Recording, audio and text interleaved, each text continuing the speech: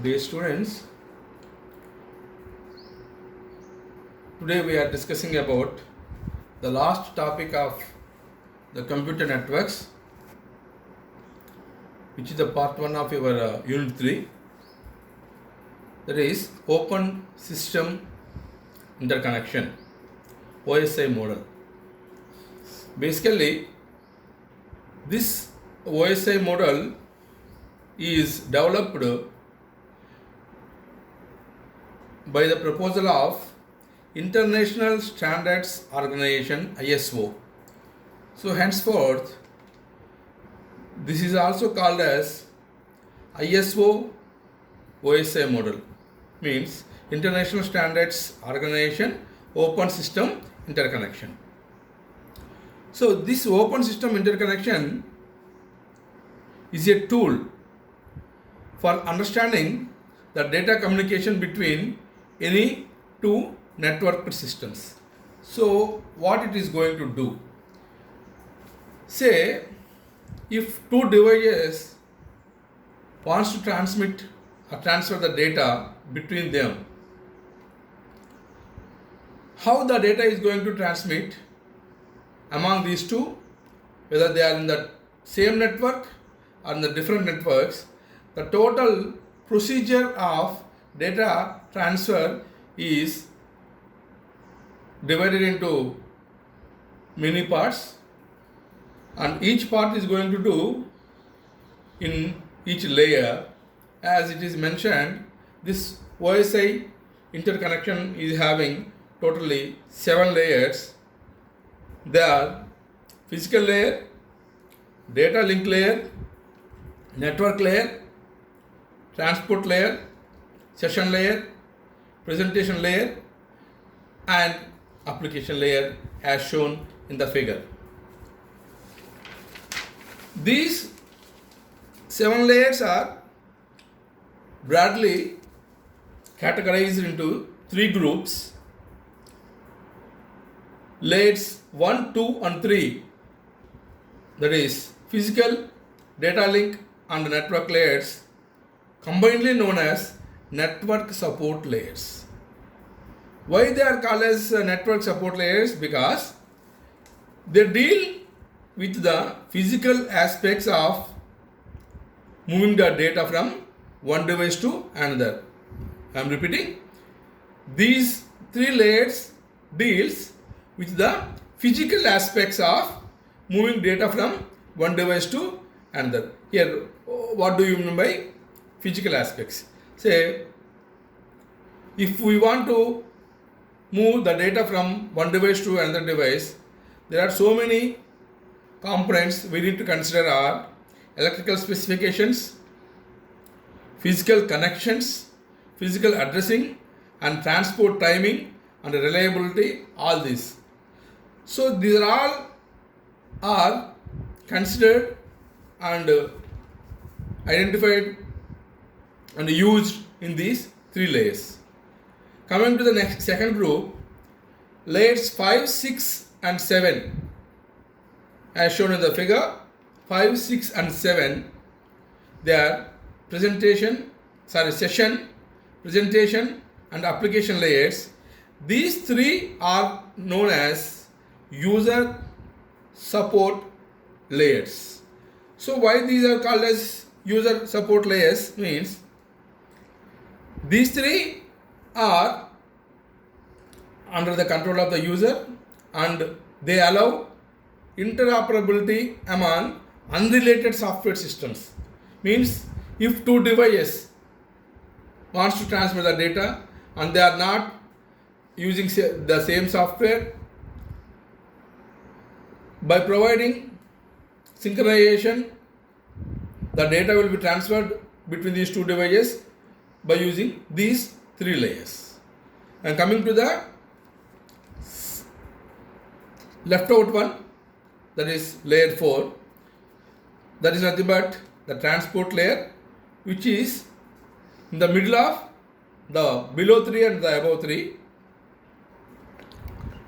is layer 4. This is used to link these two subgroups. As we have discussed layer 1, 2, 3 are grouped as network support layers. Layer 5, 6, 7 are grouped as user support layers as two groups, and this layer 4 is used to link these two subgroups and ensures that what the lower layers have transmitted is in a form that the upper layers can use. Means these lower layers, if they transmit or transfer a data in a specific form, whether the upper three layers are also receiving the data in the same format or not, this transport layer is going to ensure. So the upper OSI layers are almost always implemented in software. As I told you, the upper layers are always implemented in software, whereas the lower layers are combination of both hardware and software.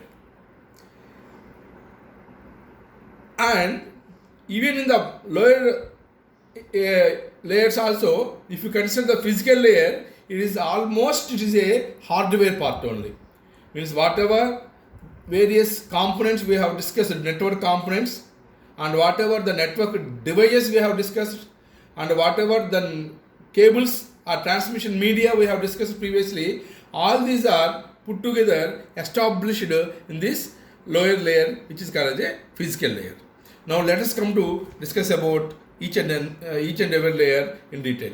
You see in the figure, there are two devices as shown, device A and device B, and if we want to communicate or we want to travel, we want to pass a message from device A to B, all the 7 layers will be there for device A and all the 7 layers are there for the device B. And you see, between the layers, the transmission direction is shown in two ways. Means from device A, the data is transmitted to device B as a source and destination, and the similar fashion from device B also we can transfer the data to device A. At that point of time, device B will become as a source and device A will become as a destination. So let us see how each and every layer of these devices will be working out. See, the first one, the lower layer, is physical layer. As I told you that this physical layer is responsible for transmitting the raw bits. Raw bits, nothing but we have already discussed in the first unit that in a device, in a computer device, the data will be in the form of zeros and ones. So what this physical layer is do is, it encodes the data and it decides what is the transmission technique. Transmission technique means what media is being used. Means it is a duplex, half duplex or full duplex. And then physical media transmission, whether it is using the coaxial cable or fiber optic cable or wireless networks, what it is using, all these are basically taken care by the physical layer. The various activities that are performed by this physical layer are representation of bits, means in the form of zeros and ones, and what is the data rate will be decided. Data rate means how many number of bits will be transmitted per second, and synchronization of the bits also will be taken care. What do you mean by synchronization? Whether both the sender and receiver are at the same speed of transmitting the data. So otherwise what will happen? If the sender is going to transmit at a high speed and if the receiver is not able to receive the same data at the same speed, then there is a problem of missing the data. So this physical layer also will taken care by the synchronization of the bits. Next, what topology it is using to transfer. As we have discussed, there are so many topologies like mesh topology, star topology, ring topology, etc., etc. Whether these two devices are in the using the similar topology or connected in the similar topology, or it is going to taken care. And also it is going to taken care by the transmission mode. Means, as I told you, transmission technique. There are three types of transmission techniques: in one-way direction, single duplex, half duplex, sorry, not single, simplex, half duplex and full duplex. So these are the various activities that are done by the physical layer. Coming to the second one, it is nothing but data link layer. As it is shown in the figure, the data link layer will resides between the network layer and the physical layer, and this data link layer is responsible for controlling the errors between adjacent nodes and transfer the total data in the form of a frame to other computer via physical layer. See, here I am mentioning errors. Means before whatever the raw bits that are delivered by using the physical layer, all those raw bits are divided into frames, and while transferring the data, it will mostly taken care by the traffic controls. Traffic controls means, see, I am now as a sender ready to transfer the data to the receiver. If the receiver is not accepting, means if the receiver device is busy with some other activity, then there is a traffic control will comes. So this data link layer also taken care about the traffic control, and after receiving the data from the source to the destination, it will also consider the frame acknowledgement from the destination to the receiver, and there will be a link also will be provided, established between this source and destination by using the physical addressing. So the various activities that are being performed by this data link layer are framing the data, providing the physical addressing, and considering the flow control, means traffic controls, and it considers error controls. If there are any errors, also may be rectified, and access control of both the devices. This is about the second one, data link layer. The next one is, the third one is the network layer, which is the last layer of the first group.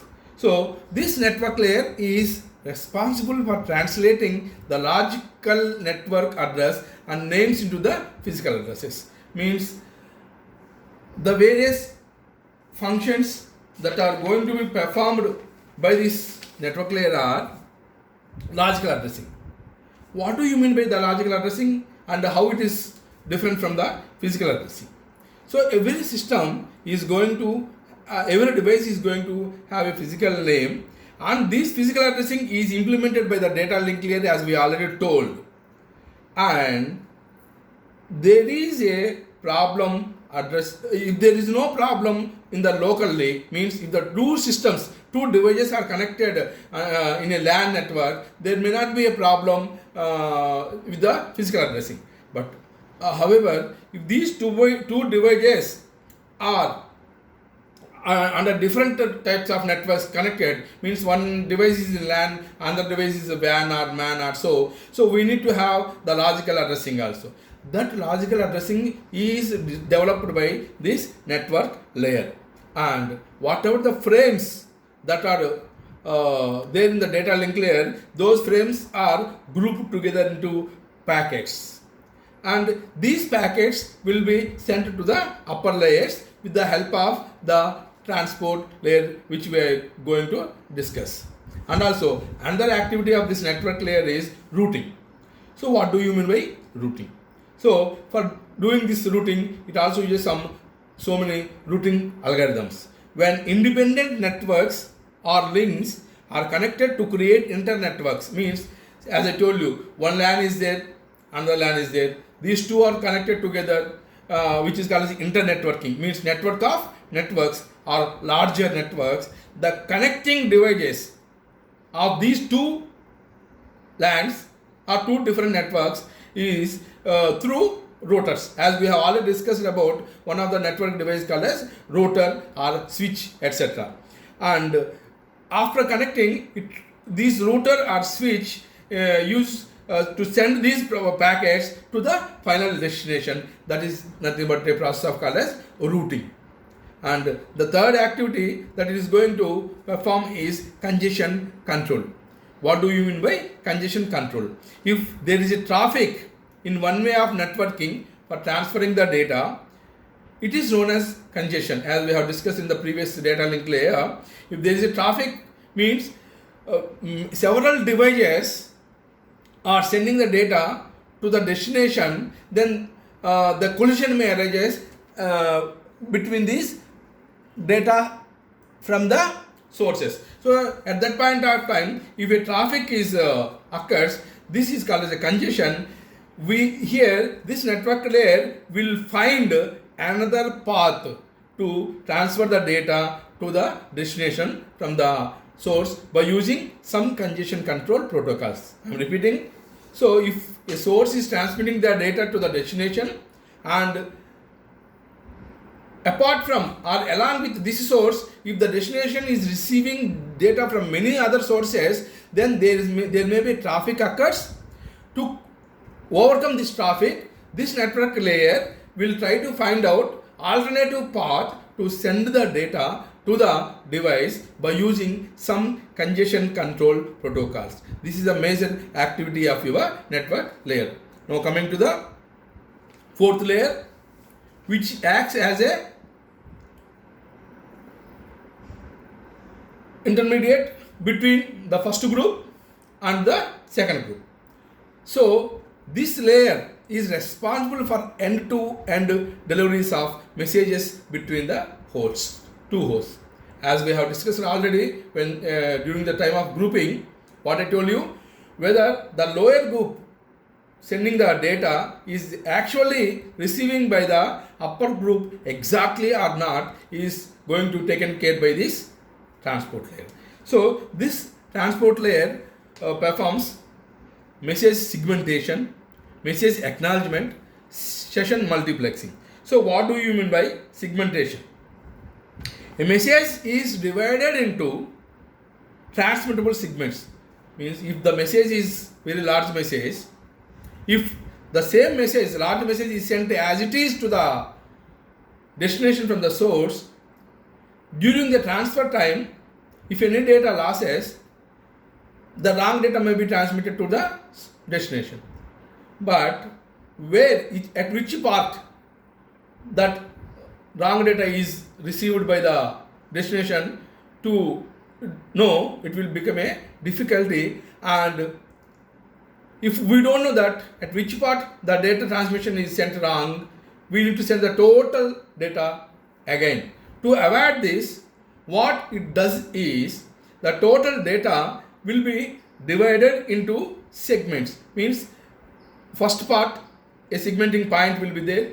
Second part, second segment point. Third part, third segment point. You can see that a data is in the green one, a green box, and H4. Another data green part and H4. This data and H4 is called as one segment.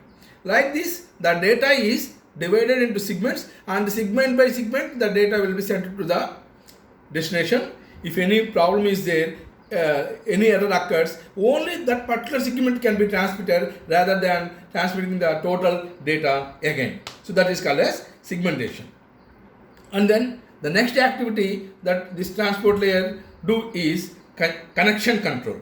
So what do you mean by this connection control? The transport layer can either connectionless or connection oriented. As we have discussed, wire and wireless, this transport layer is also a connectionless or a connection oriented.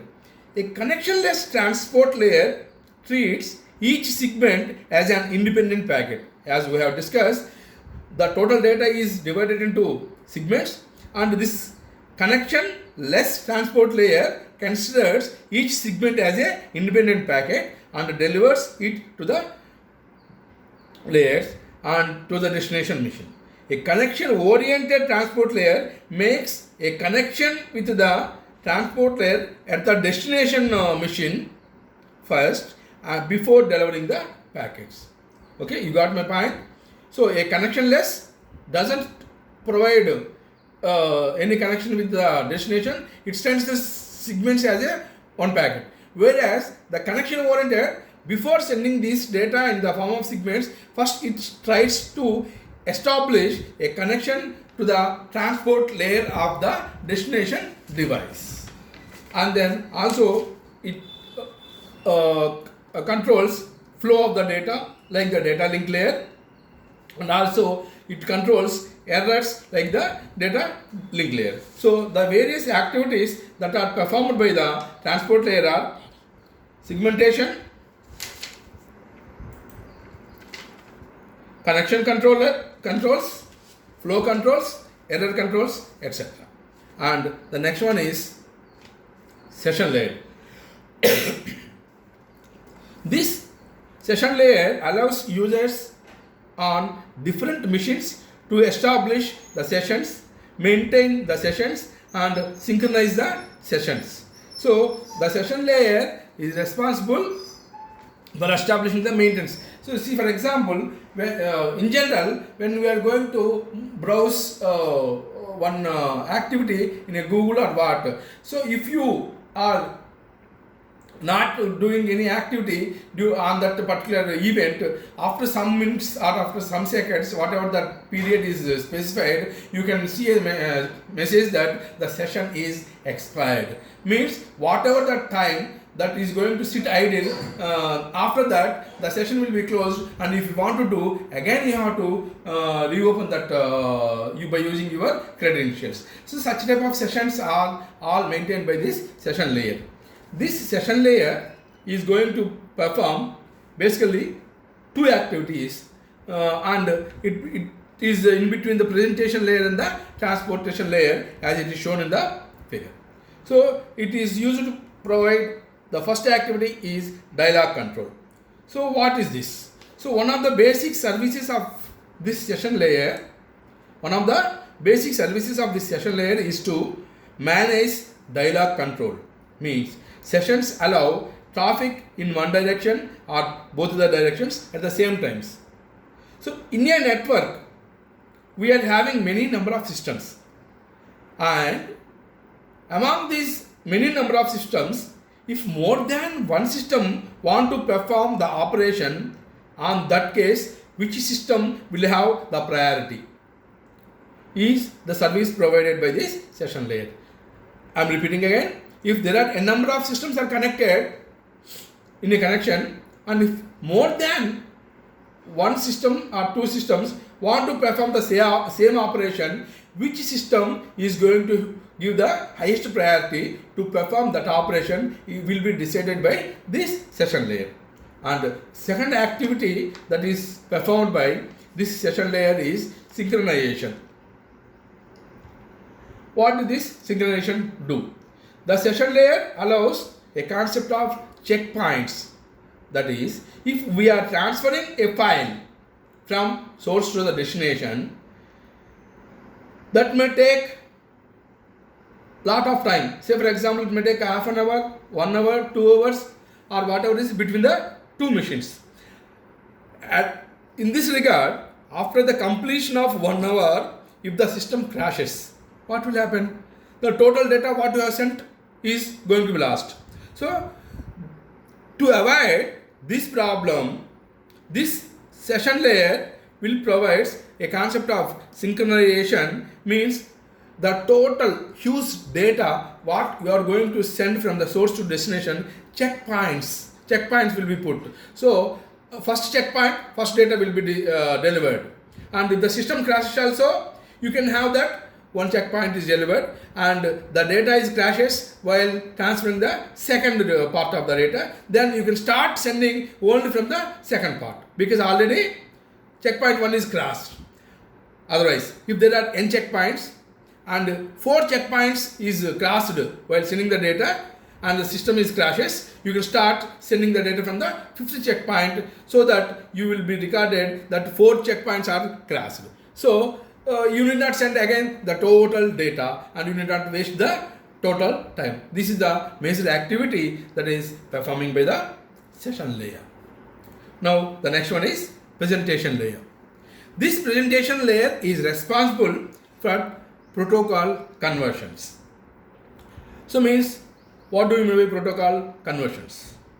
As we have See, this presentation layer, as I told you, it is responsible for protocol conversion. Means the protocol is nothing but set of rules, means syntax and semantics that are used for information exchange between the two systems. So this presentation layer is going to take care about the protocol and the various responsibilities of this presentation layer are translation, encryption, compression. So what is translation? The process in two systems are usually exchanging information in the form of character strings, numbers and so on. The information must be changed to bit streams. As you are aware that the device understands into zeros and ones, this presentation layer translates the strings, numbers, etc. into bit streams before being transmitted. Why? Because different computers use different encoding systems. This presentation layer is responsible for interoperability between these different encoding methods. So if source is using one encoding method and destination is using encoding method, we need to provide synchronization between these two methods. That is the responsibility of the presentation layer. Next, encryption. To carry some sensitive information, say for example in the military system etc., we need to send a secret data from the destination to from the source to the destination. Meanwhile, to avoid this data being seen by the third party, this presentation layer will take utmost care to encrypt the data at the source end, and after receiving the encrypted data to the destination, the same data will be decrypted. And the process of encryption and decryption we have discussed in the previous classes with a small examples also. And the third one is compression. The data compression, why we need to do, and this presentation layer will do this data compression to reduce the number of bits contained in the information. The data compression becomes particularly important in the transmission of multimedia such as text, audio and video. Means if you want to send the huge data and data cannot be uploaded perfectly, at that point of time the data will be compressed and will be transmitted from the source and source to the destination. That activity will be performed by this presentation layer. And the next and the last layer is application layer. This application layer provides various services as it is mentioned. It enables the user, whether human or software, the user is a human or software, to access the network, and it provides user interfaces and support for services such as emails, remote file access and transfer, the shared database management and other types of the distributed information services. See the various activities that are performed there given: remote file access, electronic messaging, directory services and network management. Some specific activities that are performed by this application layer are file transfer, file access, file management, mailing services, etc. etc. So this layer is the last layer, and if you see in the figure, unlike the other layers, this layer is in between the presentation layer and the user. As I told you, the user here may be a human or program, that is end activity of the destination. So this is the last layer what we have in the ISO OSI model. If you see this diagram, it gives the summary of the 7 layers in brief. The first layer, physical layer, used to transmit bits over a medium to provide mechanical and electrical specifications. And the second one, data link layer, it is used to organize the bits into frames and to provide HOP to HOP delivery. And the third one, network layer. It is used to move packets from source to destination and provides internetworking. And the fourth one, transport layer. It is used to provide reliable process to process message delivery and considers error recovery. And the fifth one, the session layer, used to establish, manage and terminate the sessions. And the sixth one, presentation layer, it is used to translate and encrypt and compress the data if required. The last seventh layer, the top layer, application layer, which is having direct connection to the user, means the software. It is used to allow the access to network resources. This is the final layer. These are the summary of the 7 layers. With this, we have come to an end of the part 1, that is computer networks of your unit 3. In the next coming sessions, we will go for the second part of your unit 3, that is nothing but operating systems. Thank you, one and all.